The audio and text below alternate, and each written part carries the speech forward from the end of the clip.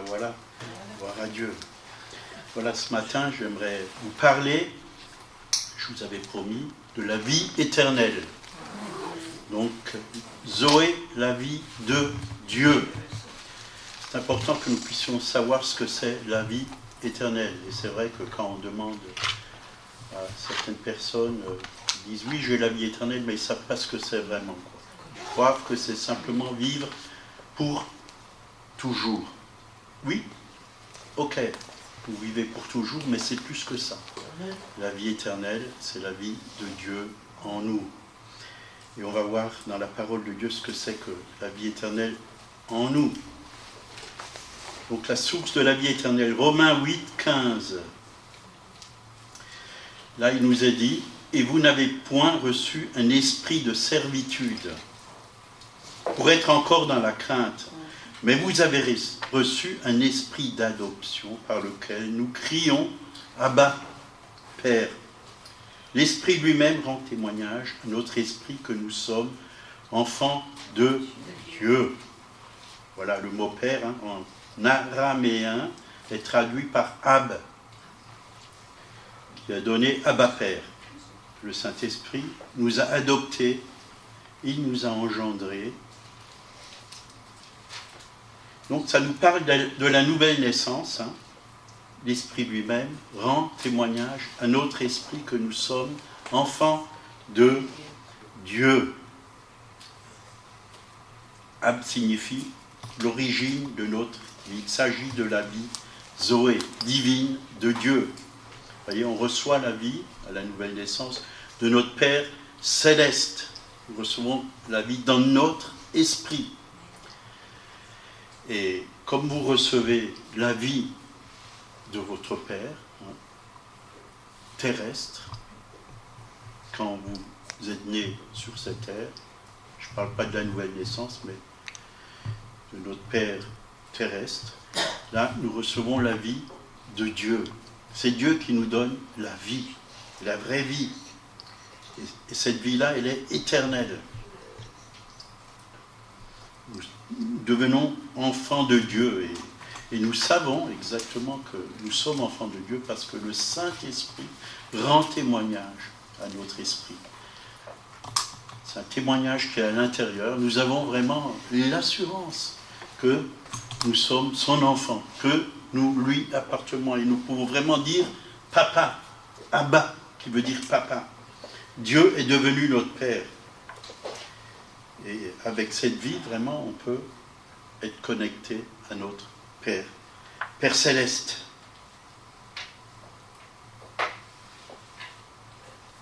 Donc c'est notre Père qui nous a donné la vie éternelle. Elle a commencé d'abord en Éden, par Adam et Ève. Adam et Ève ont reçu la vie de Dieu, la vie éternelle.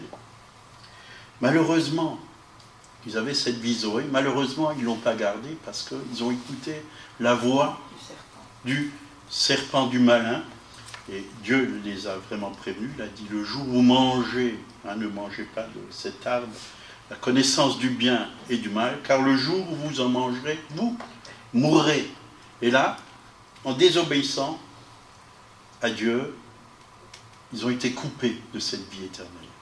Et ils ont eu une autre vie qui venait du malin, parce qu'ils se sont branchés, ils ont écouté le malin, ils se sont branchés au malin, et le malin leur a transmis une autre vie. Le voleur ne vient que pour voler, égorger et détruire. C'est un menteur, c'est un voleur. Et c'est le prince de la mort. Satan est le prince de la mort. Jésus est le prince de la vie. Ils se sont coupés. Et vraiment, on a besoin de rester en Christ pour recevoir la vie de Dieu. Que nous puissions vraiment vivre cette vie abondante. Zoé, c'est la vie abondante de Dieu. C'est-à-dire qu'on en a tellement, on reçoit tellement de vie de Dieu qu'on peut en communiquer aux autres. On peut en communiquer aux autres. Et les paroles de Dieu, c'est pas Jésus, la même dit, mes paroles sont esprit et vie. Elles contiennent la vie de Dieu et on peut communiquer cette vie autour de nous. Et ça, c'est vraiment une bonne nouvelle. Donc Adam et Ève ont chuté, ils ont perdu la nature divine, ils sont morts spirituellement.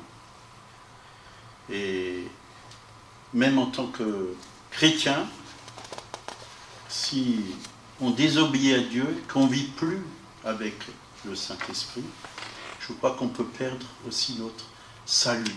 Si on vit à côté, si on écoute le malin, si on est dans la désobéissance, dans la rébellion, si on reste là-dedans, on peut perdre aussi notre salut.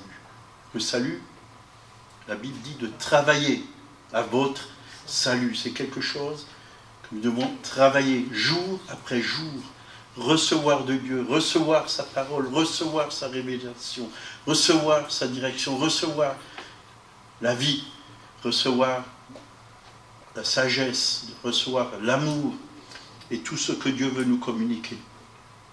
Et on peut bien commencer, mais on peut mal finir. Adam et Ève ont bien commencé, mais ils ont mal fini. Ils se sont coupés de Dieu, et conséquence, le péché est venu sur la terre. Avec le péché, la malédiction, la mort est venue. Et même en tant que chrétien, on peut perdre notre salut si on ne veille pas. Et nous devons vraiment veiller. Veillez et priez afin que vous ne tombez pas dans la tentation. L'esprit est bien disposé, mais la chair est faible. Et c'est vrai, il y en a qui disent qu'un chrétien ne peut pas perdre son salut. Mais je crois que c'est faux. C'est faux. Parce que si on retourne dans la boue, où Dieu nous a retirés, dans le péché, ben on va recevoir la mort. Car le salaire du péché, c'est quoi? La mort. La mort, on peut perdre son salut. Mais si on désobéit, il n'y a qu'une solution, c'est la repentance, pour revenir à Dieu. Dieu nous donne toujours une chance, ou deux, ou trois, pour qu'on revienne à lui. Si tu reviens avec un cœur repentant, Dieu veut te pardonner, Dieu veut te laver, Dieu veut te purifier. Mais il faut faire attention parce qu'il y en a qui vont tellement loin qu'il n'y a plus de retour. Ils deviennent tellement endurcis qu'ils n'entendent plus la voix de Dieu. Le malin les a tellement liés et tellement endurcis qu'ils sont perdus. Ils sont perdus. Et Dieu nous donne parfois plusieurs chances, mais à un moment donné, la grâce, on n'écoute pas la parole de Dieu, on peut se perdre.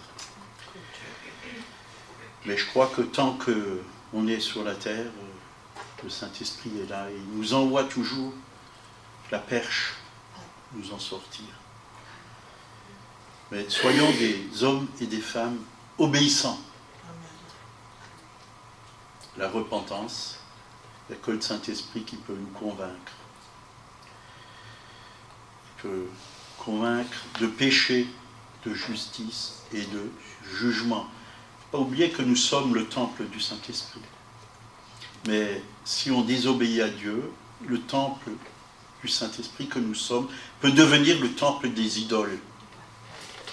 Parce que l'ennemi va s'installer dans ce temple. Et si on commence à adorer autre chose que Dieu, ça sera le temple des idoles. Ça ne sera plus le temple de Dieu. Et le malin aura vraiment sa place et sa gloire. Alors qu'il faut donner la place au Seigneur et la gloire à Dieu.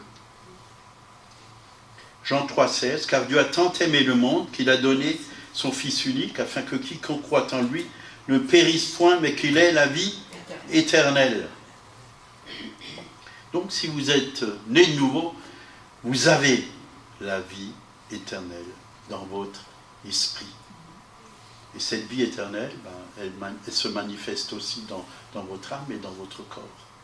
Parce que ce que Dieu met dans notre esprit, il la répand dans tout notre être. Donc la même vie qu'Adam possédait au commencement et que Jésus avait lorsqu'il est venu sur terre, c'était la vie éternelle En grec, elle s'appelle Zoé. C'est la vie de Dieu, la vie qui dure pour l'éternité. Ce n'est pas la vie que vous avez après la mort, mais c'est la vie que vous avez déjà reçue maintenant dans votre esprit et qui durera jusque pour l'éternité. C'est important. Et c'est cette vie que transportait Jésus et c'est cette vie que nous transportons. Partout où nous allons, nous avons cette vie. Et là où il y a la vie, c'est beau. Hein? Regardez même dans la nature, où il y a la vie, hein? Surtout le printemps, vous entendez les oiseaux siffler, vous voyez les papillons voler, et tout est beau. Quand il y a la vie, c'est beau. C'est beau. On a besoin de la vie. Et c'est puissant. La vie, c'est puissant. Et quand vous voyez la vie qu'il y a dans la nature, ben, ça ne cesse de grandir, de pousser, d'aller en maturité, quoi. Et c'est pareil dans notre vie. Quand on a Christ en nous, cette vie s'épanouit en nous. Nous avons une vie en lui épanouie. Parce que ça grandit. Dans la vie, il y a toujours une croissance spirituelle, une bénédiction. Il y a du fruit. Il y a un fruit que nous portons. Mais bien sûr, qui est-ce qui porte le fruit? Est-ce que c'est le tronc de l'arbre ou c'est les branches? C'est les branches. Nous sommes les sarments. C'est vous qui portez le fruit. Mais pour porter du fruit, il faut rester attaché au tronc, au cep, à Dieu. Et alors vous allez porter du bon fruit. Et je crois que tout simplement, il faut faire confiance à Dieu. C'est lui qui nous communique le fruit. Est-ce que la branche fait un effort pour porter du fruit? Non, elle reste tout simplement attachée au cep. Et qu'est-ce qui se passe? C'est la sève qui coule dans la branche. Et c'est cette sève qui va produire le fruit. C'est tout un processus qui est naturel. Mais là, si on est en Christ, c'est un processus qui est spirituel. Et nous allons porter le fruit de Dieu. C'est le sien.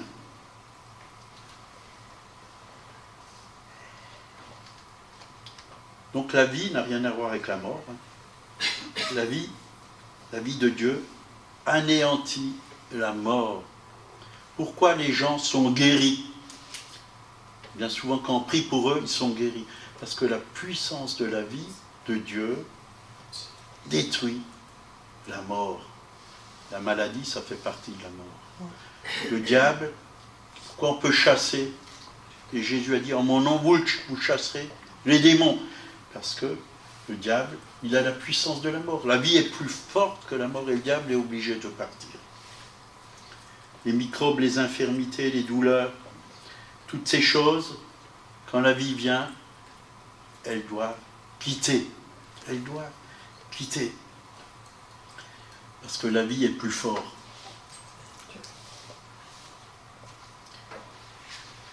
Et je pense à Jésus.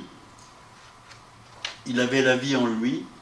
Quand le lépreux est venu, il l'a touché et la lèpre est partie. Vous voyez? Mais Jésus n'a pas attrapé la lèpre, mais humainement. Quand on touche quelqu'un qui a la rougeole ou la varicelle, ou quelqu'un touche devant vous et vous respirez ces microbes, vous attrapez la maladie. Vous attrapez la lèpre. Un lépreux, il ne devait pas... un lépreux, il devait être à part. Il n'avait même pas le droit de sortir parce qu'il était contagieux.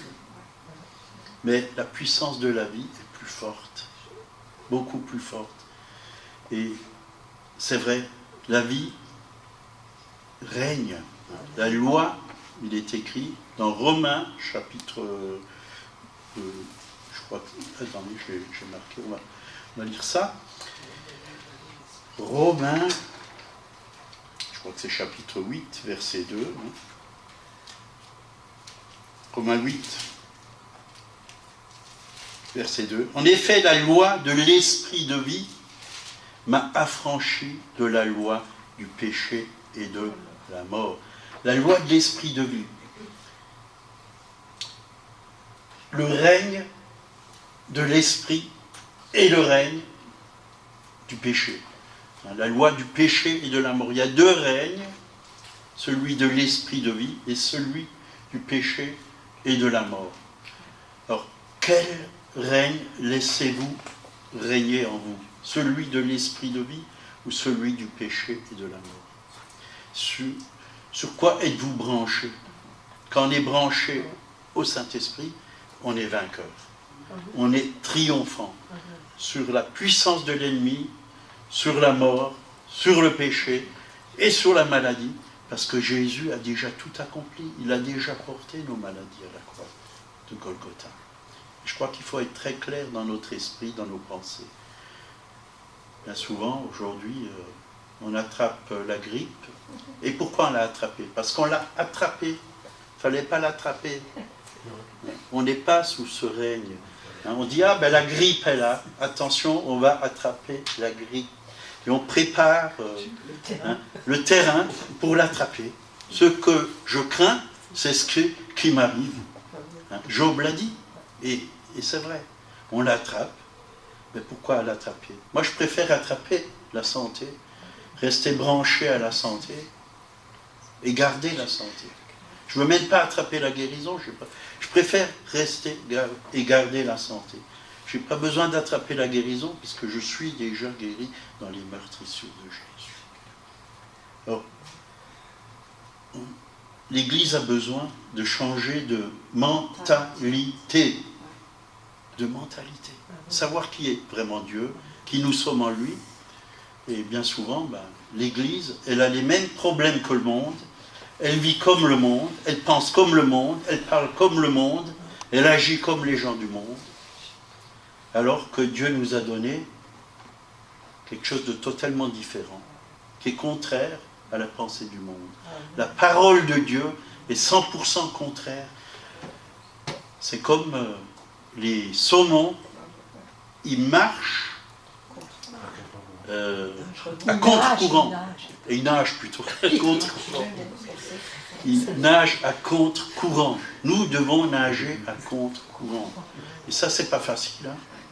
C'est pas facile. Et je crois que c'est toute une école, c'est tout un apprentissage. D'ailleurs, apprenti veut dire disciple. Nous sommes des disciples, des apprentis. Et nous devons apprendre de Christ. Nous devons marcher comme Christ a marché.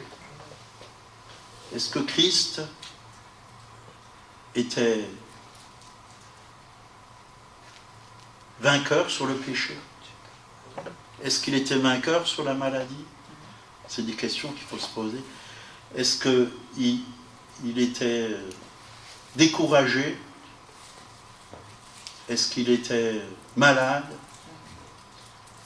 Dépressif? Christ était toujours attaché au Père. On n'a pas trouvé en lui de péché. Au contraire, il a pris sur lui nos maladies. Et dans ses meurtrissures, nous avons été guéris. Je crois que nous devons apprendre à vivre comme lui. Alors vous allez me dire, mais nous sommes des êtres humains. Mais Christ, il avait la même nature que nous. Exactement la même nature. Seulement, il n'avait pas de péché. Nous, on a péché. Mais Christ est venu pour nous racheter du péché. Le problème du péché, pour le chrétien, est réglé normalement à la croix de Golgotha. Parce qu'il a payé pour nos péchés. Il nous a lavés de nos péchés par son sang. Il nous a purifiés. Pourquoi reprendre les péchés? Pourquoi revivre sous le péché? Alors qu'il a déjà réglé ce problème. Nous devons apprendre à marcher par l'Esprit. Bien sûr, on est à l'école de Dieu. Vous, comme moi, on a besoin de la grâce, du pardon, de l'œuvre de la croix, jour après jour. Et Dieu nous fait grâce, parce que parfois, on se laisse avoir.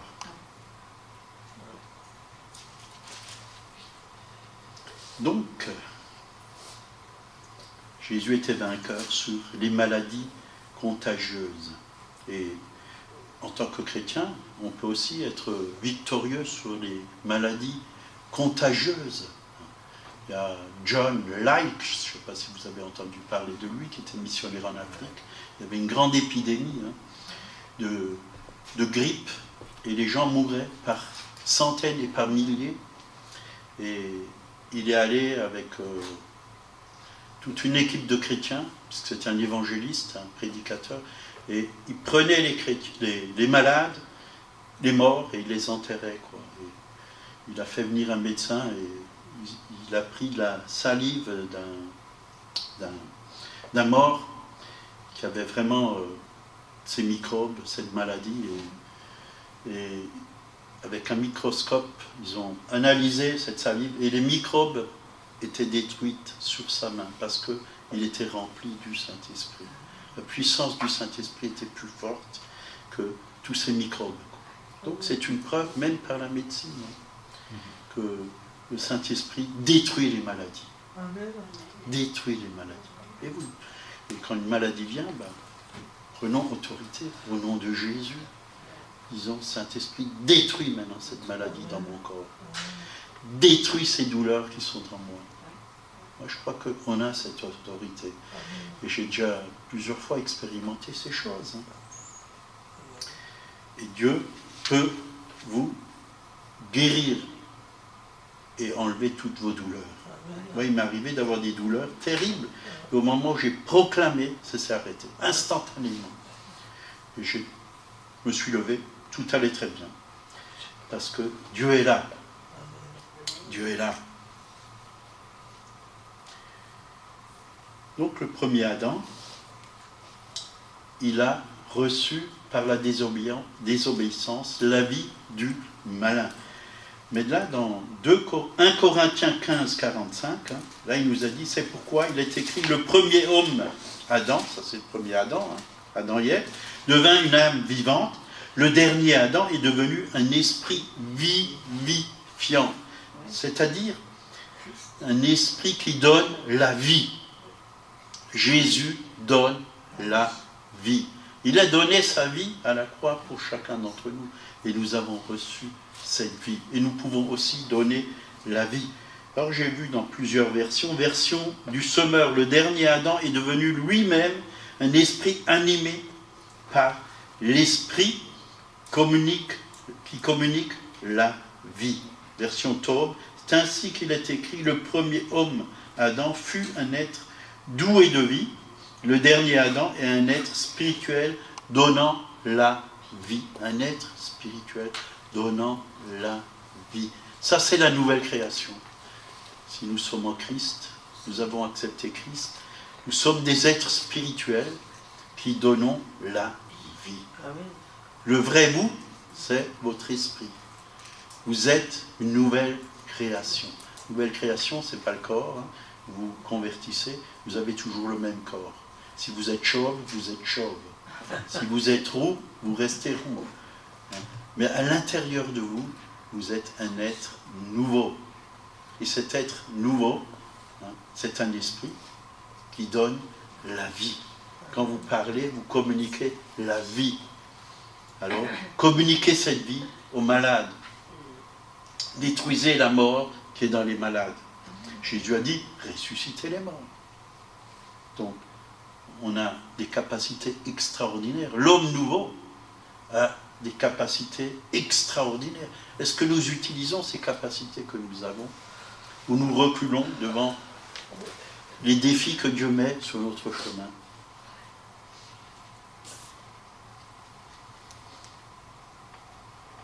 Donc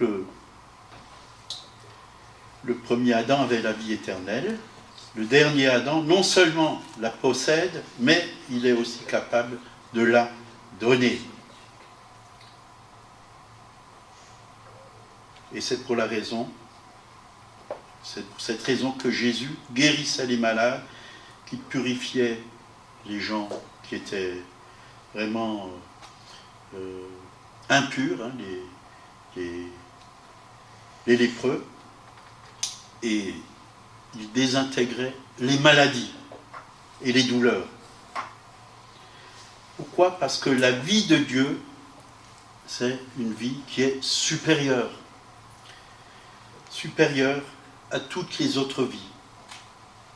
C'est une vie de qualité. C'est une vie de puissance. C'est une vie de gloire. Et c'est ça la vie éternelle. Et Jésus pouvait impacter tous ceux qui acceptaient sa parole. Bien sûr, ceux qui refusent,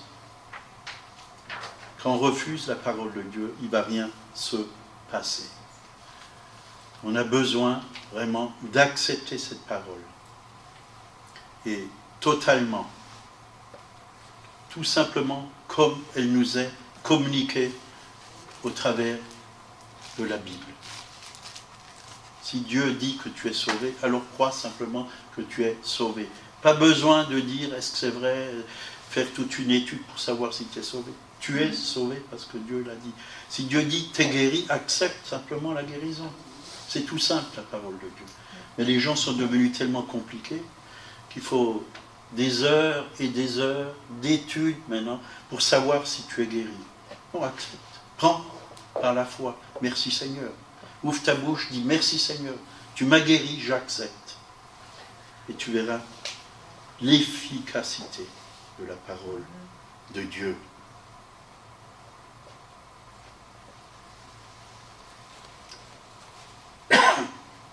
Nous devons nous laisser impacter par la parole de Dieu. Dans Romains 8, verset 11, « Et si l'esprit de celui qui a ressuscité Jésus d'entre les morts habite en vous, celui qui a ressuscité Christ d'entre les morts rendra aussi la vie à vos corps mortels par son esprit qui habite en vous. » Vous voyez, le Saint-Esprit est en nous et il désire rendre la vie à ce corps-là, parce que c'est ce corps-là qui est mortel.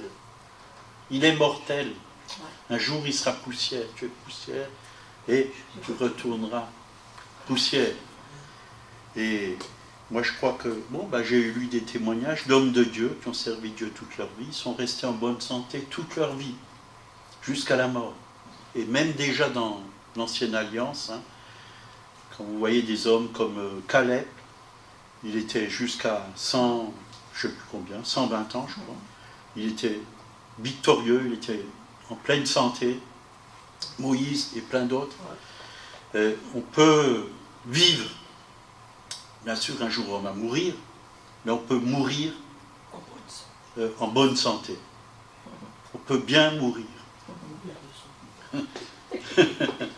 On peut mourir naturellement, si vous préférez. Amen.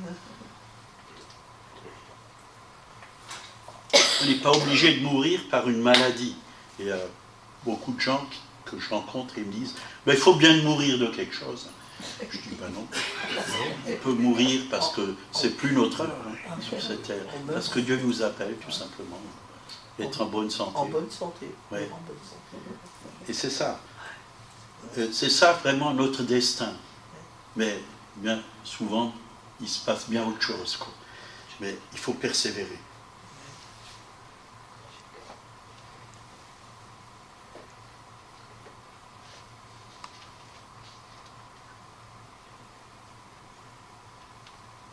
Donc, nous devons faire attention qui nous fréquentons.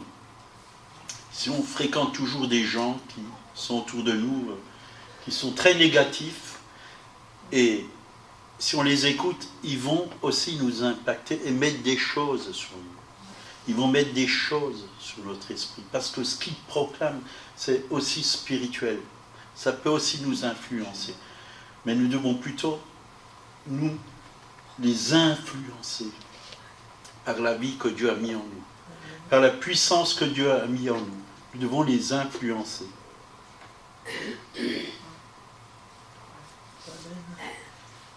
Je peux vous dire que quand j'étais à l'école biblique, j'avais dans ma chambre un chrétien, et du matin au soir, il disait « Je suis malade, je suis dépressif, je suis triste, rien ne va. » Mais comme ça, pendant 3 mois, il était là, et moi, je lui répétais le contraire.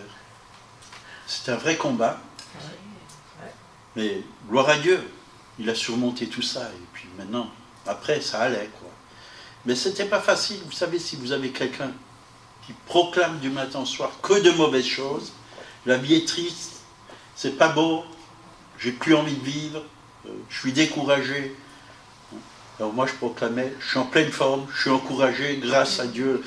C'était un vrai combat, comme ça pendant 3 mois. Puis après, au bout de 3 mois, ils l'ont enlevé de ma chambre, ils l'ont mis ailleurs.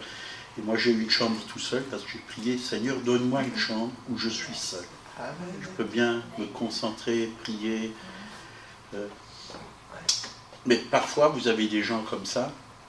C'est triste que ce soit un chrétien qui fasse ça, mais les gens du monde, ils sont comme ça. Certains, pas tous, heureusement. Il y a des gens, ils sont là et toujours en train de vous envoyer des mauvaises choses, des mauvaises choses, des mauvaises choses, des mauvaises paroles. Et si vous commencez à accepter ces choses, vous allez devenir comme eux. Vous allez penser comme eux et vous allez croire que ce qu'ils disent, c'est vrai.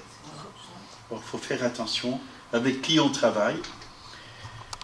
Il faut que ce soit nous qui les influençons, pas eux. Sinon, on va vite être découragé, déprimé. Donc, à force de fréquenter les Adams, si on peut dire comme ça, les Adams, c'est-à-dire des gens qui n'ont pas Christ. Les premiers Adams déchus, bien sûr. Parce qu'il y a le premier Adam qui n'était pas déchu. Ça, c'est bien. Il était bien. Mais quand il a commencé à désobéir, mais les premiers Adams, des gens toujours malades, grippés, attristés, en colère, insatisfaits. Fréquentons la parole de Dieu, fréquentons des frères et sœurs qui sont dans la foi. Et il y a un temps aussi pour aller fréquenter ces gens quand on est dans l'esprit et quand on est fort, pour pouvoir leur apporter la vie.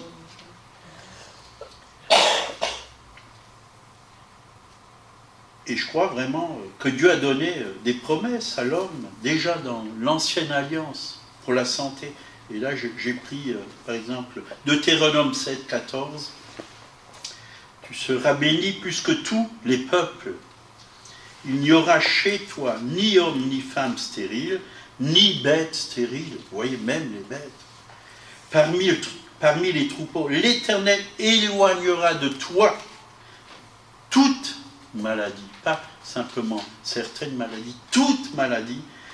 Il ne t'enverra aucune de ces mauvaises maladies d'Égypte qui te sont connues. Donc l'Égypte, ça représente tout ce qui est dans le monde. Dieu ne te l'envoie pas. Mais tu reçois tout de lui, tout du ciel, puisque le chrétien, il est appelé à vivre déjà le ciel ici-bas.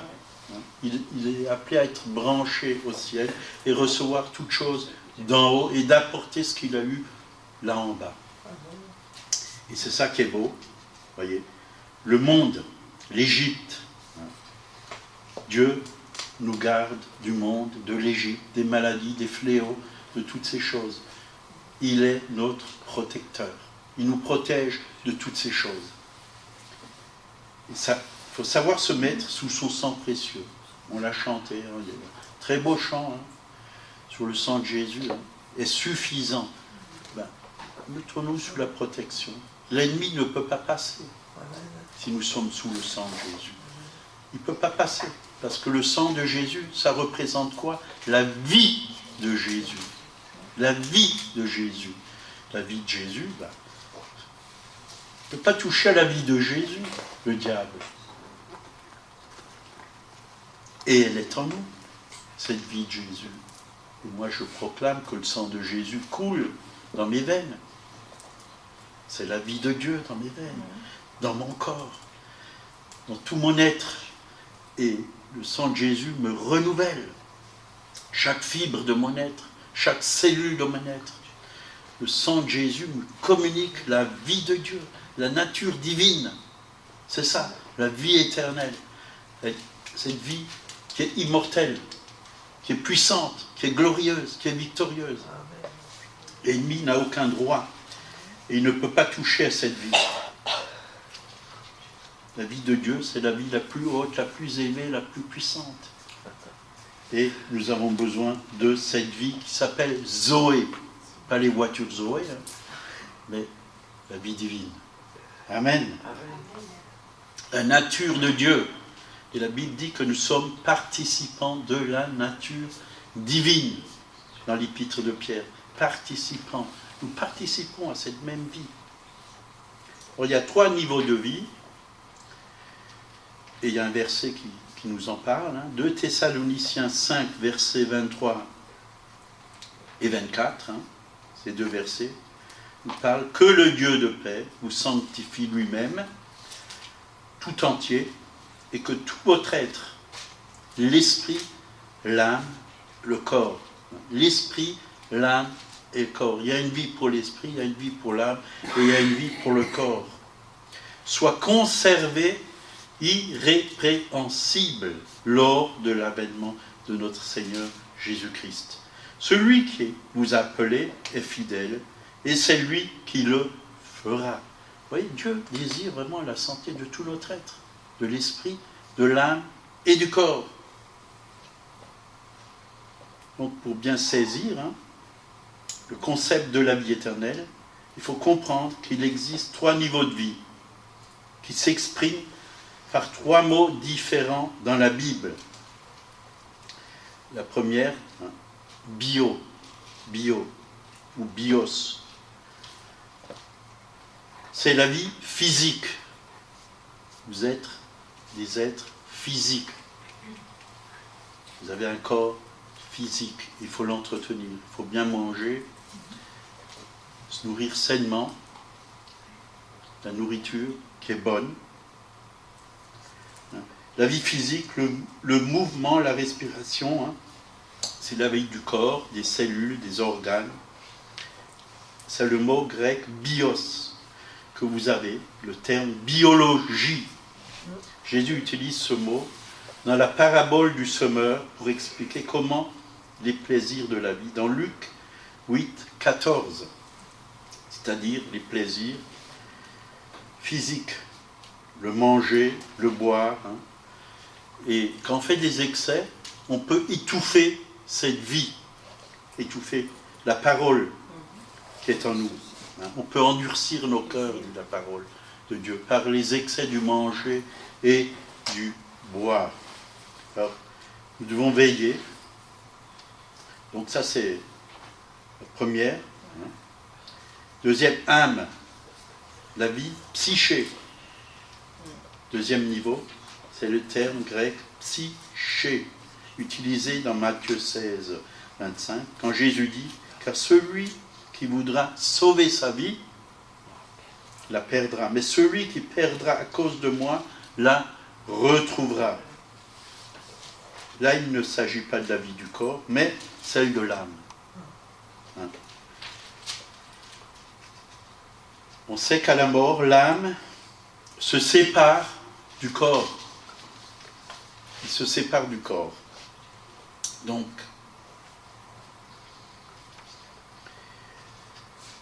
alors, à quoi sert de gagner le monde si vous allez perdre votre âme?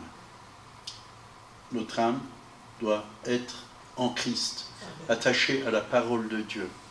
Notre âme doit être vraiment renouvelée par le Saint-Esprit. C'est l'Esprit qui doit influencer notre âme. Ce n'est pas l'âme qui doit influencer l'Esprit. Et c'est pas... L'âme peut influencer le corps, mais sous la puissance du Saint-Esprit. Ça commence par l'Esprit, par l'âme et par le corps.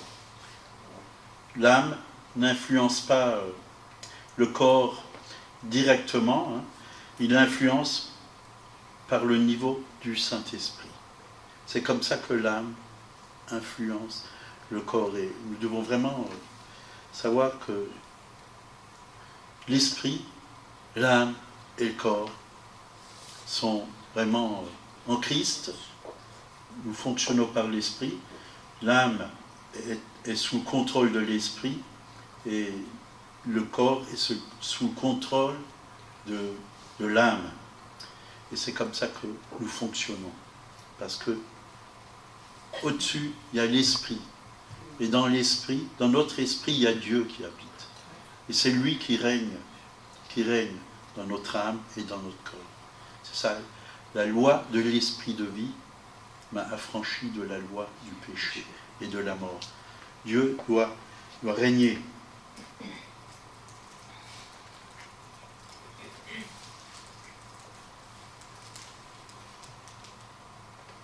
Il y a 132 versets dans le Nouveau Testament qui nous parlent de la vie Zoé.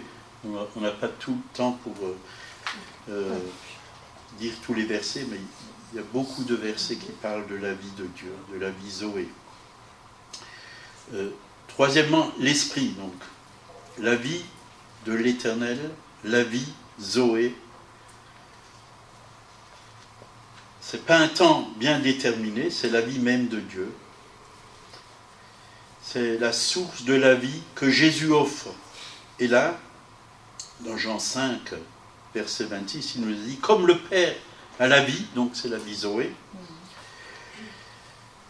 en lui-même, Dieu, ainsi il a donné au Fils d'avoir la vie Zoé en lui-même. Donc la vie Zoé, c'est une vie surnaturelle. C'est l'énergie surnaturelle, la force surnaturelle. Et Dieu, qui maintient Dieu en vie. Dieu est maintenu par cette vie, éternellement. Il a cette force en lui. Dieu est éternel. C'est une vie spirituelle, surnaturelle. Et Jésus désire la partager avec chacun d'entre nous. Et c'est ça la vie éternelle.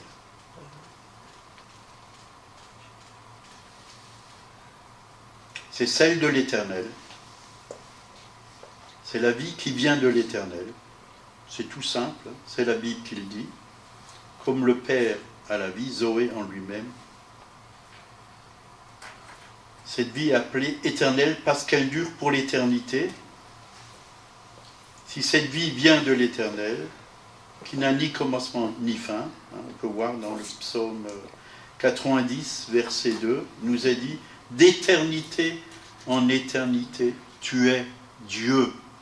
D'éternité en éternité, tu es Dieu. » Donc c'est ça, la vie éternelle, la vie surnaturelle. Elle est appelée vie éternelle.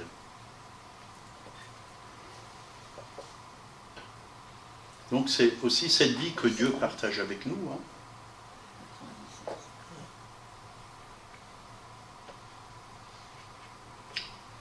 Voilà. Il y a plein de versets, donc je les ai tous ici, mais je ne vais pas les partager parce que l'heure tourne. L'heure tourne. Mais sachez que vous avez la vie éternelle. Et la vie éternelle, c'est quelque chose de puissant, de glorieux. Et Dieu veut qu'on rentre là-dedans et qu'on vive vraiment, déjà maintenant, parce qu'on l'a déjà, on vive déjà maintenant pleinement. C'est la plénitude de Dieu, c'est la puissance de Dieu, c'est la gloire de Dieu. C'est la sagesse de Dieu. C'est une vie sainte. La vie éternelle, elle est sainte. C'est une vie qui est victorieuse sur la maladie, sur les craintes, sur la peur, sur le diable. C'est une vie supérieure. Voilà. Si vous voulez approfondir, cherchez dans la parole de Dieu et vous allez trouver des pépites d'or. Amen. Amen. Amen. Il y a une bombe qui a éclaté là. Mais c'est pas grave. Voilà, on va prier. Seigneur, merci pour cette vie que tu as mis en nous. C'est la vie du Christ, c'est la vie même de Dieu. Oui. Et c'est formidable de savoir qu'il y a cette vie de Dieu qui est éternelle en nous. Et on ne peut pas la détruire. Personne ne peut la détruire. Oui. Parce qu'elle est plus forte que la vie du malin et que toutes les autres vies. Elle est plus forte que la vie de la maladie. Et nous te louons parce que oui, ton sang est victorieux, Seigneur, et ton nom est au-dessus de tous les noms, et tu nous as donné ton sang, et tu nous as donné ton nom. Alors, merci, Seigneur, parce que tu n'as pas fait de nous seulement des vainqueurs, mais tu as dit des plus que vainqueurs. Nous voulons vraiment t'élever, parce que c'est une grâce de te connaître. On n'a rien mérité, mais tu nous as tout donné, parce que tu nous aimes. Oui, tu Tu nous as aimés le premier, Seigneur. Et c'est ce que nous voulons apporter autour de nous. Cette vie, nous voulons la donner, la communiquer à ceux qui ne l'ont pas, Seigneur. Nous voulons être des lumières. Ouais. Nous voulons être des disciples. Merci, Seigneur, pour ta parole, qui est la vérité. Continue à ouvrir notre intelligence spirituelle, que nous puissions rentrer, oui, dans tout ce que tu nous as promis, Seigneur, au travers de tes promesses, de ta parole, que ça soit pour nous révélation, et que nous ne puissions pas entendre simplement avec nos oreilles naturelles, mais spirituelles, Seigneur, et comprendre les choses comme toi, tu les comprends, et les voir comme toi, tu les vois. Père, c'est au nom de Jésus que nous te le demandons. Amen. Amen. Amen. Et soyez